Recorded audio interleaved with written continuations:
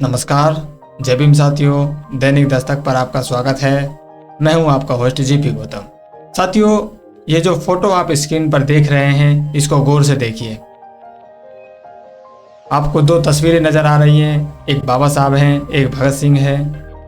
बीच में आपको दो कुर्सियां भी नजर आ रही हैं। एक कुर्सी खाली पड़ी हुई है और बगल की कुर्सी पर दिल्ली की नई मुख्यमंत्री मनोनीत हुई या चुनी गई, या कह सकते हैं कि केजरीवाल जी की मुख्यमंत्री बैठी हुई है, जिनका नाम है आतिशी मारलेना। इनकी बगल में जो सीएम की कुर्सी है वो खाली पड़ी हुई है और इन्होंने बगल में कुर्सी लगाकर सीएम का जो कार्यभार है वो संभाला है, प्रेस को संबोधित किया है और एक बड़ा बयान भी इन्होंने जारी किया है। वो बयान मैं आपको सुना देता हूँ, लेकिन बयान को सुनने से पहले मैं आपसे एक सवाल पूछना चाहता हूँ साथियों।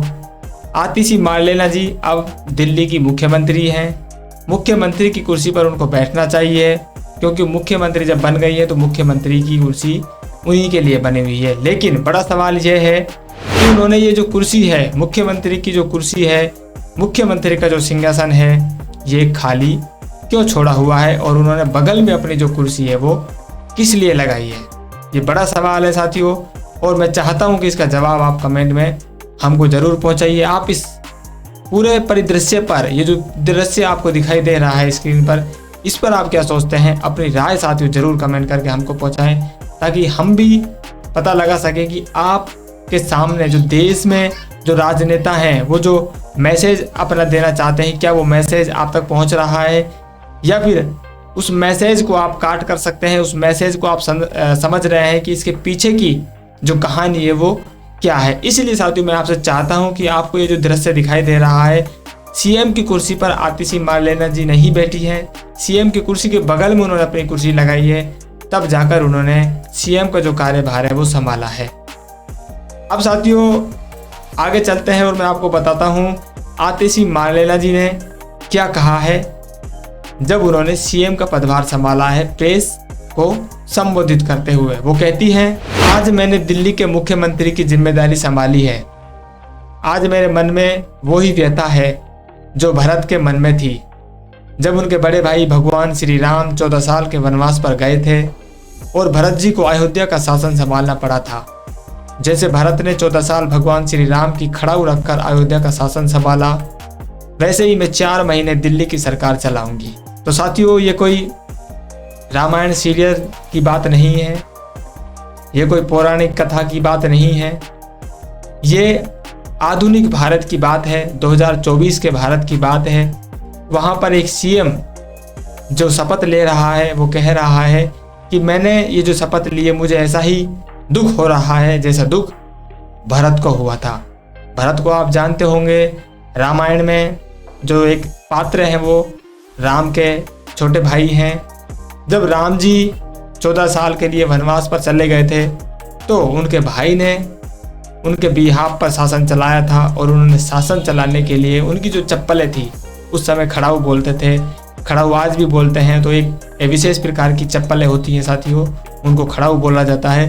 तो उनके जो खड़ाऊ थे उनको उनके सिंहासन पर रख दिया था और दूसरी कुर्सी पर बैठकर या दूसरे सिंहासन पर बैठकर भरत ने जो अयोध्या का शासन है वो चलाया था। इस तरह की साथियों जो मान्यता है, इस तरह की जो कहानी है वो आपने सुनी होगी, आपने टीवी के माध्यम से भी देखी होगी, और सोशल मीडिया के माध्यम से इस तरह की जो बातें हैं वो आपके सामने जरूर आती होंगी। उसी कहानी को यहाँ पर जो आतिशी मारलेना है साथियों दोहरा रही है। वो कह रही है कि मुझे भी ऐसा ही दुख हो रहा है।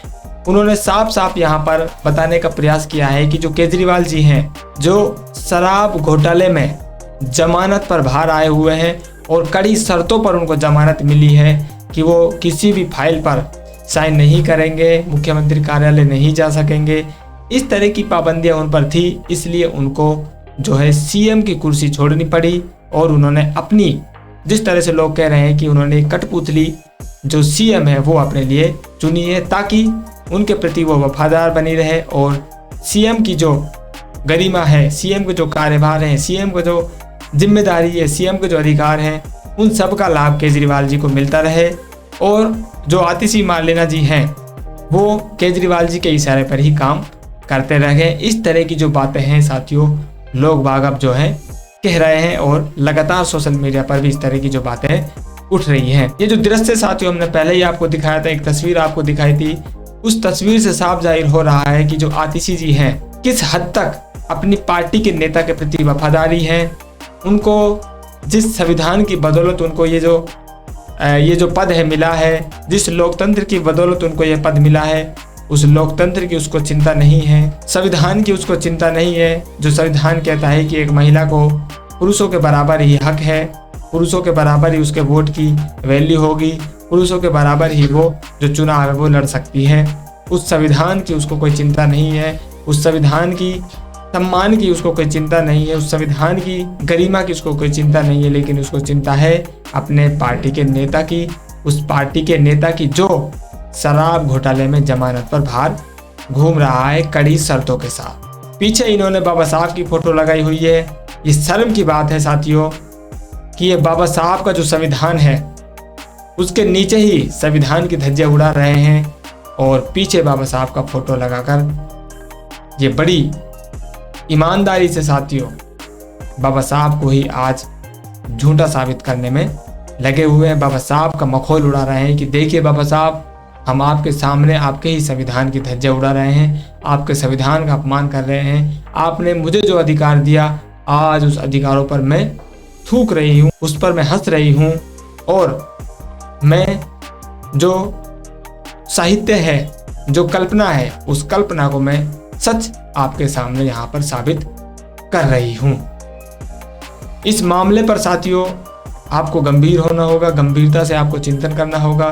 किस तरह की दोयम दर्जे की जो राजनीति है, निम्न दर्जे की जो राजनीति है, किस हद तक जो नेता लोग हैं वो गिर चुके हैं एक कल्पना को हकीकत में बदलने के लिए। इस मुद्दे पर पूरे देश में साथियों हाहाकार मचा हुआ है। इस मुद्दे को लगातार सोशल मीडिया पर उठाया जा रहा है।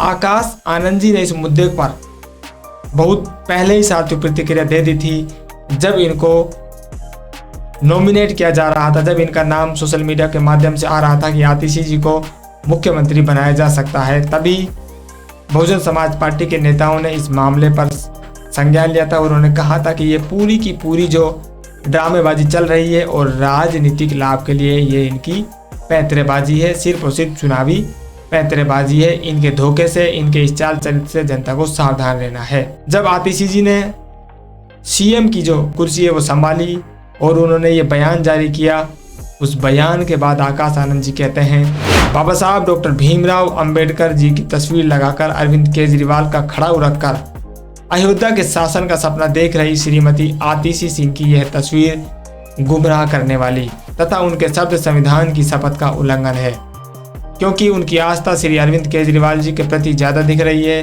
न कि भारत के संविधान के प्रति। इससे पद की गोपनीयता प्रभावित होगी। ये दिल्ली की जनता के साथ धोखा है।